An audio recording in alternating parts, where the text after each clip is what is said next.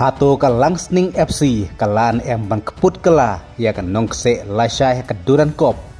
Namar bahaka final ka Meghalaya State League MSL. Kan nongse kala penlimnya ka Langsning FC da arla wekor. Haka ba kan nongse ka day kum ka champion haka Meghalaya State League.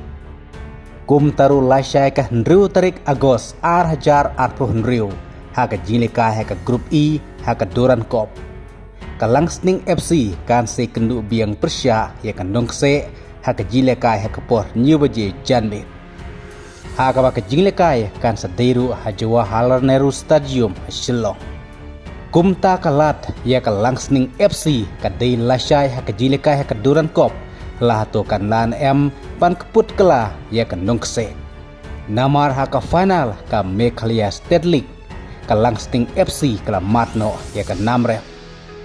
Namar haka Grup E kabadon ka Langsning FC, Shillongajong FC ka nongse bat ka Mumbai. Haka ba jinglekai kidang yale tang march sin shisin. Haka ba ka Langsning kala ka sin klayo kur laipon. Ka Shillongajong klayo kur laipon. Kad ba ka nongse bat ka Mumbai kimpat yo kur pon haka jilekai haka Grup E. Kum taru tongen sepej lasha Janmit haka por Nyubaje. Haka ba ka Langsning FC ka sekun Persya ya ka nongse.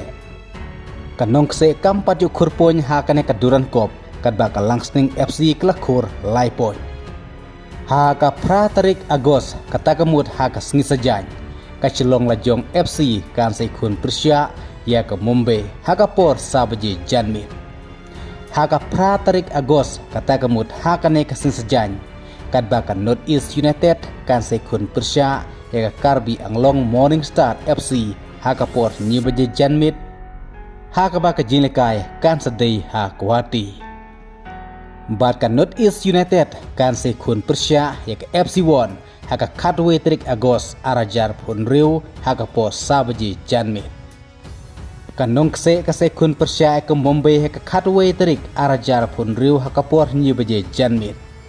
Kad ba ka Langsning FC kan sekun Persya ek Shillonglajong haka Katlai Trik mentau penai Agos haka por Nyubaje Janmit. Bat ya kecinikai ka Duran Cup pilaban pejru hau ap sonilip hadapi penun kam da ka mobile phone. Haka Grup E ka Mohan Bagan nagi asin jilekai kala job pero asin kala kur nrupon.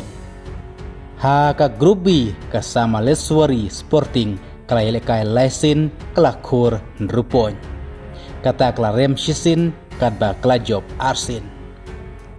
Ti tungen sepej menta manoban yorung direct sika quarter final tangka winner jong ka wei pakawi ka grup kan rung direct sika quarter final kadba nagi Hendriu teligi grup tang ar teligi tim kibadai ki best runners up kenjo rung lang direct sika quarter final.